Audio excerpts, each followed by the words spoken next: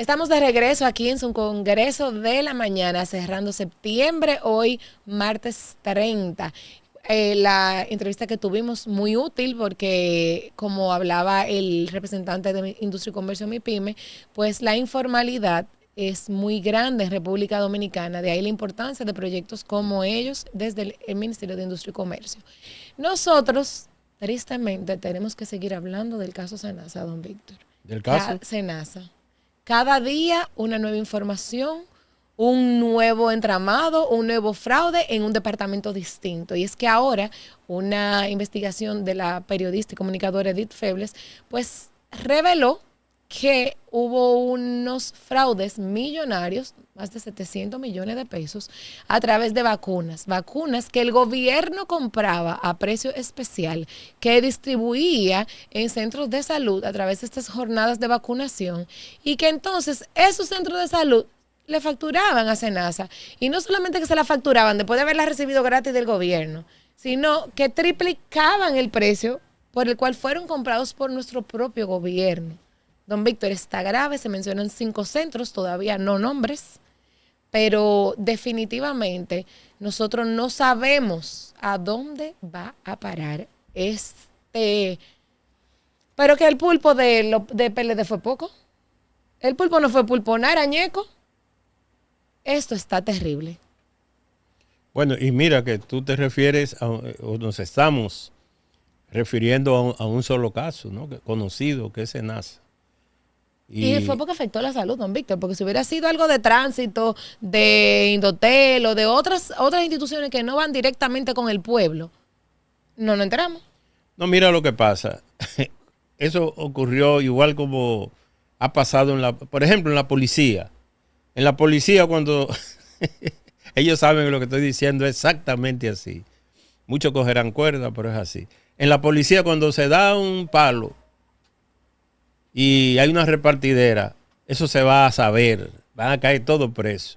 Porque en la repartidera siempre se comete desigualdad y no se da por igual. Siempre quieren tumbar a alguien. Y cuando menos lo espera, hay alguien que se siente afectado y echa para adelante, como dicen los tigres, al grupo, y entonces ahí se va a pique la operación. Eso pasa también en los gobiernos y en este no escapa a ello. En Senasa la información que yo tengo es que hubo una disparidad entre 2 de los involucrados en esto. Ah, y fue el problema. Entonces uno chivateó al otro. Te estoy hablando hace años, hace 3 años de eso. No, porque acuérdese que el primer contrato denunciado es de septiembre de 2020. O sea, ellos llegaron en agosto. Óigame, no fue que los controles normales y naturales que debe llevar a cabo el gobierno en cualquier institución del Estado, que es a través de la Contraloría, eso es interno, eso es control interno. Recuérdese que yo tuve varios años en la Cámara de Cuentas y domino ese campo. Ahí no estoy hablando de Cámara de Cuentas, porque la Cámara de Cuentas tiene la responsabilidad, que no la cumple tampoco, del control externo, es decir, de afuera hacia afuera. Pero lo interno, el gobierno se debe autocontrolar con la Contraloría General de la República y no funciona.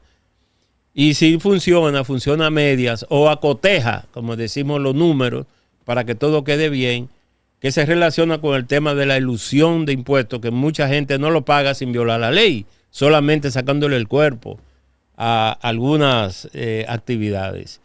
Y en Senasa pasó hace 3 años, según las informaciones que uno humildemente conoce, de que hubo una disparidad entre 2 personas del entramado, porque realmente los hay. Usted lo verá posiblemente de esta semana a la otra, porque ya no le pueden dar más larga al asunto. Ya no es que el presidente diga que no está quebrado y que se le va a inyectar. Ya no es que Jacín, antes de renunciar en agosto, dijo que la transparencia y que está robustecido el sistema. Ya no. No. Bueno, ya es un caso sin retorno, como quien dice, ya hay que actuar y hay que, ante la opinión pública, ¿verdad? Hay que demostrar que realmente lo que el presidente dijo ayer aquí en Santiago de 0 impunidad es un hecho. Y de Senasa tienen que caer cabeza, no por el populismo tradicional con que se ha manejado muchos sectores, incluso la población que goza y disfruta cuando ruedan cabezas, aunque no sepa de quiénes son ni por qué. En este caso tienen que rodar cabezas, porque hay demasiadas evidencias. Y mira, ese caso que tú dices, yo vi a Eddie Febles, hice un programa, es realmente como que pone a uno...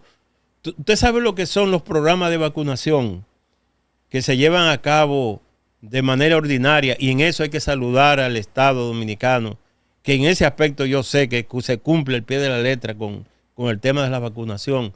Y cobrarle 2 veces, entonces, lo que el gobierno paga para llevárselo a los pobres a través de sus planes o programas en los hospitales públicos, a través de SENASA, se le cobraba al Estado de nuevo. Eso es lo que tú me has dicho a mí. Exacto, mire cómo es. El gobierno, a través del Ministerio de Salud, Sí. compraba las vacunas a nivel internacional con precios favorecidos por acuerdos de colaboración internacional. Entonces tenía un valor menor por el gobierno, por la cantidad y por esos acuerdos. Esas vacunas llegan al país y Salud Pública las distribuye tanto en centros públicos como privados. Y por eso, incluso vimos aquí la semana pasada que estuvo el doctor Víctor Méndez haciendo una campaña de vacunación en centros educativos, por ejemplo, del papiloma y de no sé qué. Por ahí viene la de la influenza. Bueno, esas vacunas se colocan, se hacen jornadas de vacunación en los ayuntamientos, a través de juntas, no sé qué. Esas vacunas se colocan para como acuerdos del gobierno con centros privados en los centros de vacunación de las clínicas privadas. El gobierno la da gratis y la clínica la debe de poner gratis. Eso es un acuerdo que existe. Entonces, Salud Pública distribuía las vacunas, los centros la ponían y se la facturaban a SENASA. O sea, que a todos los usuarios que iban con SENASA a beneficiarse de esa vacuna que compró el gobierno, los centros privados se la facturaban a SENASA y SENASA la pagaba al centro privado. Al triple de lo que para colmo costó. Y pudiéramos decir, bueno, es que SENASA no sabe lo que hace Salud Pública ni a cuánto la costó Salud Pública. Perfecto. Pero SENASA sí sabía qué vacuna era que le estaban facturando, que no tenía por qué pagarla. Y yo hablaba detrás de cámara con ustedes y yo decía que yo creo que ya está bueno de que hablemos de cosas difíciles de entender. Porque el común denominador de los dominicanos no sabe de lo que estamos hablando y no maneja muchos términos. Sin embargo, desde mi experiencia en el gobierno público, o sea, trabajando en el sector público, no en ningún departamento, sino al lado de la máxima autoridad, yo puedo decirles que cada institución y cada departamento tiene un plan de compra anual que debe de hacerlo y depositarlo, no en la institución que es, ¿no? A nivel general. En compras y contrataciones, yo no puedo subir ni pagar un proceso de vacunas si en mi plan que yo deposité con anterioridad no están esas vacunas. Yo tampoco puedo hacer pagos de partidas que yo tenía destinado para una cosa, para otra. Y si yo en mi plan de compras yo tenía como SENASA comprar vacunas, evidentemente tengo que decir cuál vacuna, porque yo no puedo subir que voy a comprar vacuna. ¿Vacuna para los perros? ¿Vacuna para quién? Hay que especificar, eso debe ser específico. Entonces, aquí hubieron demasiadas instituciones que definitivamente no hicieron lo que tenían que hacer. Por muchos años. Y esto explotó porque ya no podía más. Porque compra y contrataciones nunca prendió una señal de alerta de los procesos que se subían en SENASA. La CESARRIL, que ha demostrado que notificaba que no está pagando a los suplidores, que tiene un 50% de atraso, que no me está subiendo los estados financieros, que tienes un atraso, están las cartas ahí. Pero después que la CESARRIL notifica, después que CESARRIL sanciona, ¿qué sigue? Después que en el 2024, dice el presidente Luis Abinader, que llevó a la Procuraduría, noviembre de 2024, una denuncia con qué sé yo qué grave, hechos graves o qué sé yo qué grave. ¿Qué hizo la Procuraduría General de la República? Noviembre, diciembre, enero, febrero, marzo, abril, mayo, junio, julio y agosto, 10 meses. O sea, es que SENASA dio alertas por todos lados y pasó todo el mundo por ahí. Y nadie hizo nada. Nadie hizo nada. Entonces ya no es un call center paralelo con el tema de aprobaciones. Ya no es que se facturaban medicinas en los planes que no se usaban para cobrarla. Ya no es que se facturaban estudios en centros de imágenes, laboratorios. Ya no es eso. Ya no es que se facturaban cirugías que no se hicieron. Ahora también vamos a la vacuna gratis del gobierno. O sea, en todos lados y lo que falta. Esto no va a tener forma de cuantificarlo. ¿Y qué va a pasar? Que vamos o sea, como sociedad de circo queremos ver al mono enjaulado, es así, nada más. ¿Qué va a pasar? ¿Qué va a pasar con los controles que aquí se formaron desde el año 96, 2004, 2006, 2008, 2012, que se creó la ley de compra y contrataciones, que se robusteció el sistema, que se tecnificó el gobierno, que se crearon organismos, Cámara de Cuentas, Contraloría, Procuraduría General de la República? ¿Qué va a pasar con todas esas instituciones que estaban llamadas a velar? Porque entonces a nosotros nos queda como cuestionante, ¿y qué está pasando en educación? Y medio ambiente, y deporte, y juventud, y industria y comercio, por decir una, y Indotel, y pasaporte, y migración. ¿Qué está pasando en educación superior? ¿Qué está pasando? Porque yo no confío en que está regulado, supervisado y esa transparencia. Bueno, pues nada, después de esto yo simplemente acojo todo lo que tú dices. Vamos a esperar a ver qué pasa ahora, ¿verdad, Arbaje? ¿Usted tiene fe? Sí, yo tengo fe. Ah, no. Sí, señor. Bueno, entonces vámonos con esa fe a una pausa, Tengo no fe. se muevan.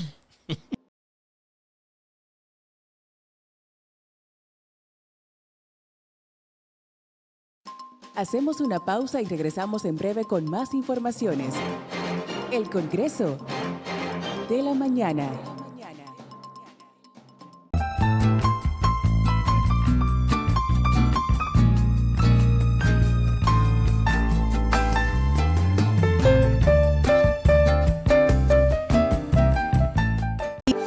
Floristería La Primavera le pone color a tus sentimientos, porque sabemos que se puede expresar el amor de 1000 formas. Aquí tenemos la ideal para ti, combinando flores, globos, peluches, chocolates y mucho más. Con nosotros, tus emociones se transmiten a otro nivel. Por eso, desde 1979, te servimos flores con amor. Búscanos en Instagram y Facebook como @florprimavera1979 y en la web florprimavera.com.do. Visítanos en Santiago, en la calle Sabana Larga, número 138, o llámanos al 809-971-2000. También puedes hacer tus pedidos vía WhatsApp al 809-276-2828. Floristería La Primavera, desde 1979, sirviéndote flores con amor.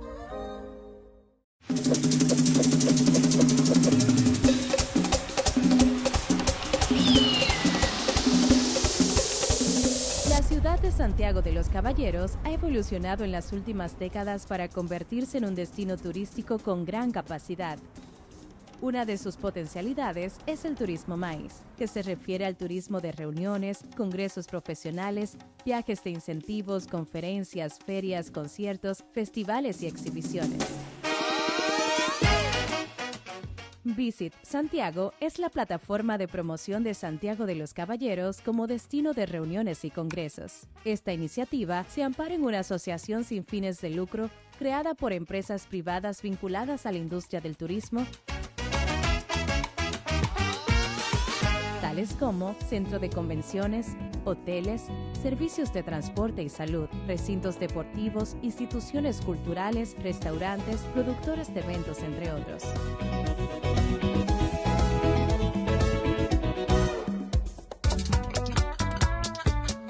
La estructura de Visit Santiago comprende 2 unidades, una dedicada a la captación de eventos y otra a la difusión de activos culturales, gastronómicos y arquitectónicos de la ciudad.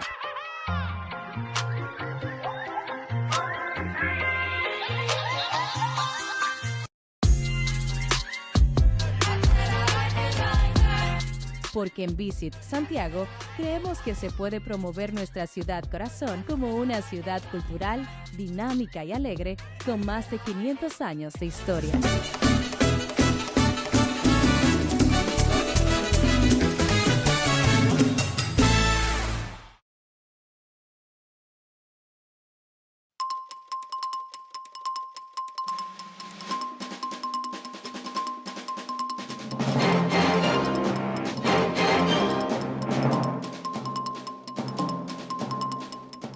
Continuamos aquí en el Congreso de la Mañana, ya nuestra parte final del día y como siempre, este espacio nosotros lo usamos para aportar desde aquí para todos ustedes.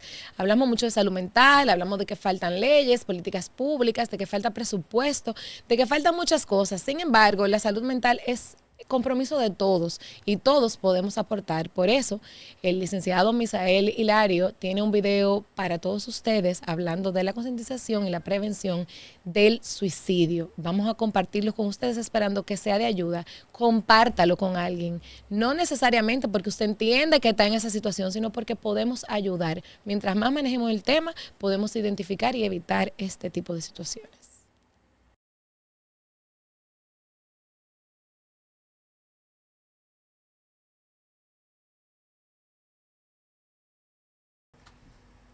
Muy buenos días, mi nombre es Misael Hilario, soy psicólogo clínico, trabajo con temas como la depresión, ansiedad y la conducta suicida y otros temas de malestar emocional.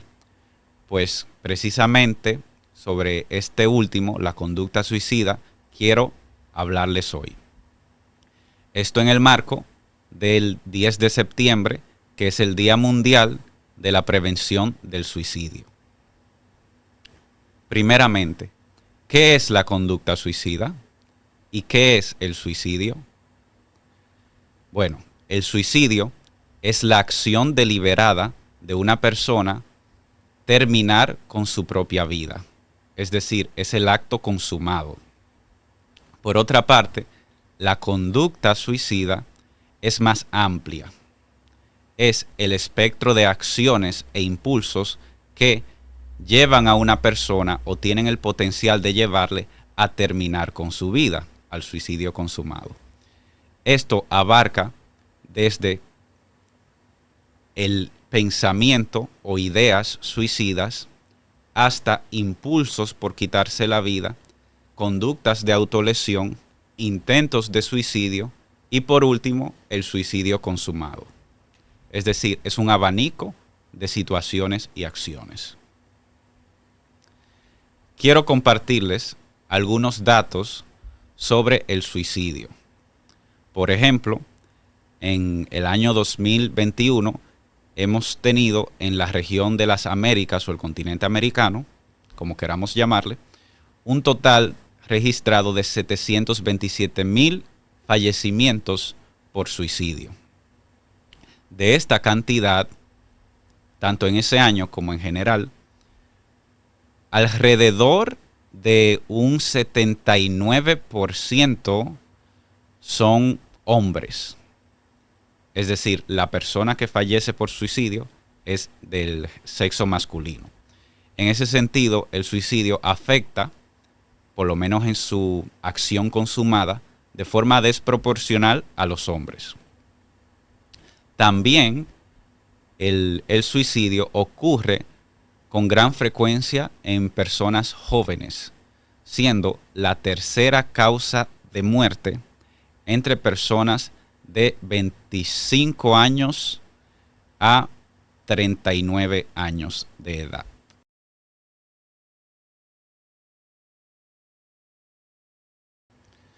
¿Y a quiénes puede afectar el suicidio? Bueno, algunos datos nos pueden ayudar a responder esta pregunta. Primeramente, en el año 2021, alrededor de 727,000 personas fallecieron a causa del suicidio a nivel global, a nivel mundial. ¿Okay? También, entre 2015 y 2019, se registró un promedio de 98,000 fallecimientos por suicidio en la región del continente americano o las Américas. De estas personas, de estos fallecimientos, un 79% fueron hombres. Es decir, que el suicidio afecta en su acto consumado desproporcionalmente a los hombres. Otro dato es que el suicidio es la tercera causa de muerte en personas jóvenes entre edades de 20 y 24 años.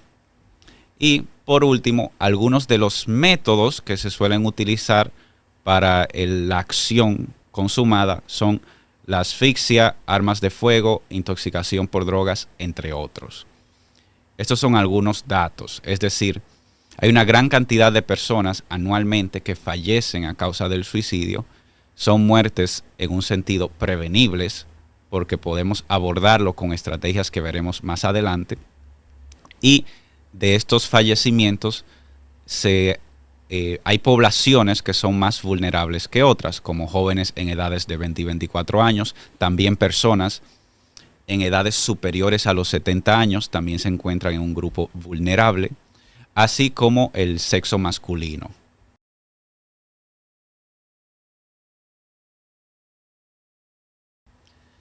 Muy bien. ¿Y cuáles son algunos factores de riesgo que llevan a una persona a atentar contra su vida? Bueno, son varios y no siempre están solamente en la persona, sino que tienen que ver con el entorno también. Uno de estos factores son las barreras a la hora de recibir atención en el área de la salud y el bienestar. Por ejemplo, los altos costos a veces para las consultas psicológicas pueden ser una barrera para que una persona reciba el cuidado que necesita. Ahí quizás las compañías de seguro también tienen un papel a jugar, porque cuando podemos cubrir estos servicios de salud, que ya esté bien documentado de qué se trata el servicio, pero si se puede cubrir, pues la persona puede recibir la atención que necesita y no tener que llegar al suicidio o al malestar emocional implicado. Otro factor de riesgo también son las crisis económicas. Cuando una persona está pasando por un periodo de crisis, sea propiciado por situaciones más nacionales o globales, o sea por una situación personal de crisis, este es un factor de riesgo en su bienestar. Le genera preocupación, ansiedad y puede propiciar conductas vamos a decir, como las conductas suicidas. Otro factor son los intentos de suicidio anteriores. Cuando una persona ya en el pasado ha atentado contra su vida, esto se convierte en una estrategia que está disponible para él o para ella y es por ende más probable que la trate de llevar a cabo nuevamente. Otro factor es el aislamiento social, que tiene que ver tanto con el contexto como con la propia persona. Tiene que ver con la propia persona porque al encontrarse en este estado de malestar, las personas suelen recurrir a cerrarse y aislarse un poco porque no sienten que serán comprendidos. Por otro lado, tiene que ver con el entorno social porque en efecto a veces quizás piden ayuda pero no reciben comprensión o no reciben el apoyo que pudiesen necesitar.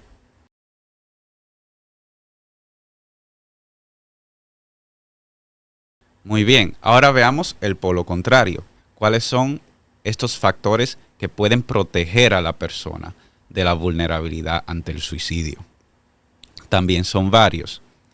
Uno de ellos son las relaciones personales sólidas.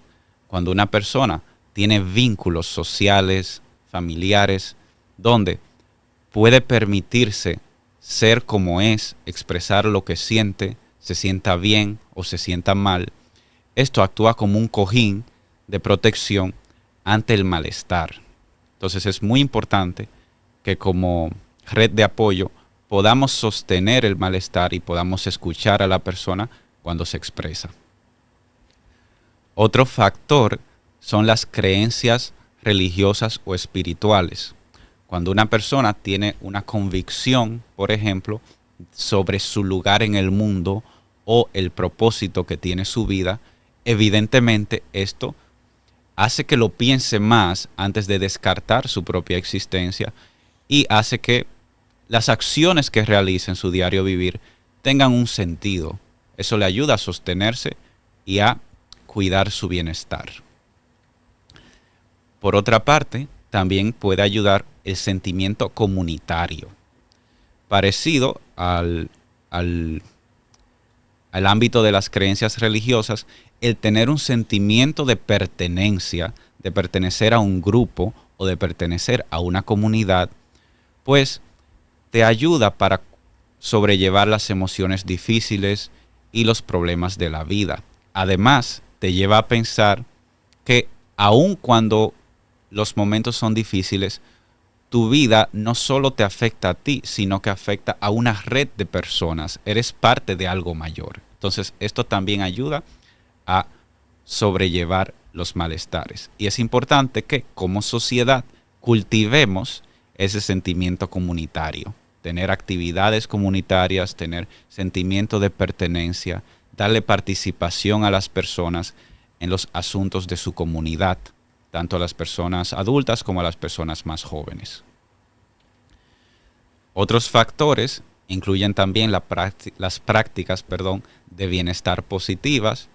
Esto quiere decir prácticas como la meditación, el mindfulness, la oración, según el caso de la creencia de la persona, y otras prácticas de autocuidado como los deportes o pasatiempos que le generen alegría, sentido de satisfacción a la persona. Y también otro factor son las estrategias de afrontamiento.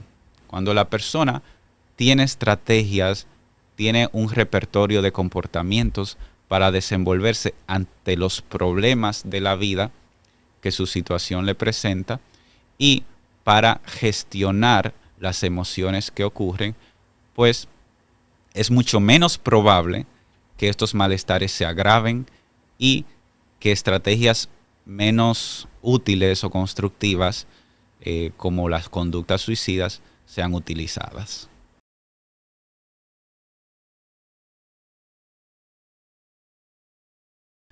Por último, es importante que veamos de qué formas acompañar a una persona que está teniendo ideas suicidas. ¿Qué cosas podemos decir y qué cosas no deberíamos decir para lograr este objetivo? Lo primero es no juzgar los sentimientos, no anular los sentimientos, sino más bien validar los sentimientos. Por ejemplo, cuando decimos, no estés triste, o esa no es razón para estar triste, estamos juzgando y estamos anulando el sentir de la persona. En vez de esto, podríamos decir, es válido que te sientas triste. Podemos decir esto para darle a entender a la persona que sus emociones tienen un lugar.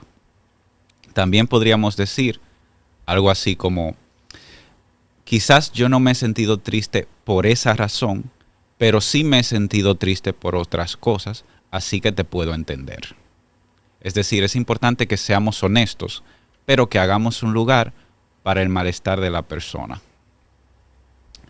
También es importante evitar aconsejar, y más que evitar aconsejar, evitar dar órdenes. O sea, cuando a veces las personas damos consejos, lo hacemos de una forma muy directiva. Deberías salir con más personas, tienes que hablar con amistades y así te vas a sentir mejor. Realmente estamos diciendo, tienes que hacer esto, estamos dando una especie de orden, aunque también pueda ser un consejo. En vez de esto, debemos proponer alternativas y sugerir alternativas. Por ejemplo, oye, ¿y qué tal si sales con estos amigos? O, ¿y qué tal si vamos al parque el día de mañana? ¿Qué te parece?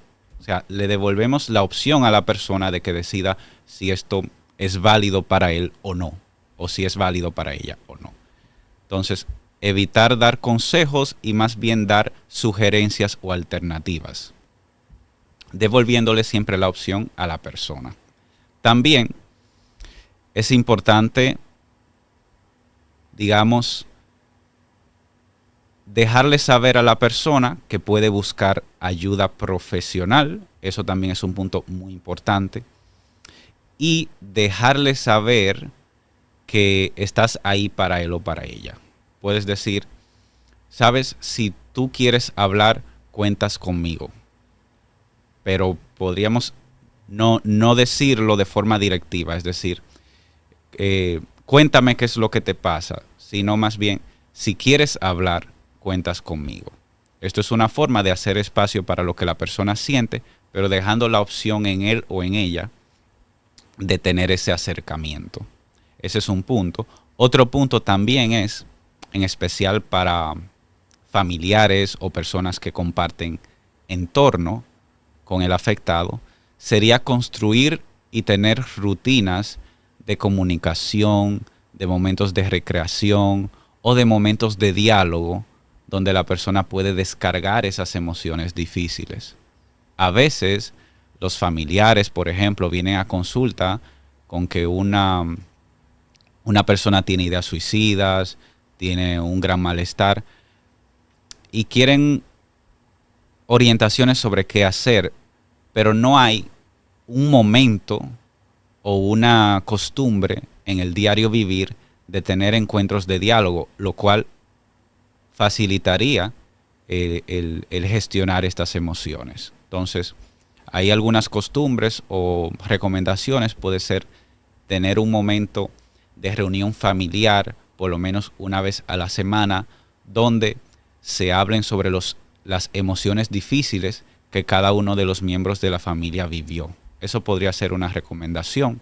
Si no es una familia, pero vive junto con la persona afectada, pues también podrían tener un momento de diálogo, un momento de, digamos, cercanía emocional de forma semanal, quizás mezclado con algún juego o con algún compartir, como ver alguna película, pero que sea un momento de conexión. Esto también puede ayudar bastante. En última instancia, es importante que lo que estamos haciendo es acompañar, no dirigir. No le decimos a la persona qué es correcto o qué es incorrecto, no le decimos, no le ordenamos qué hacer, sino que simplemente tomamos esa iniciativa de que estamos ahí para él o para ella y de que si desea expresarse o cuando desea expresarse, cuenta con nosotros. Si hacemos esto, tendremos mucha más probabilidad de prevenir un suicidio y de prevenir una tragedia.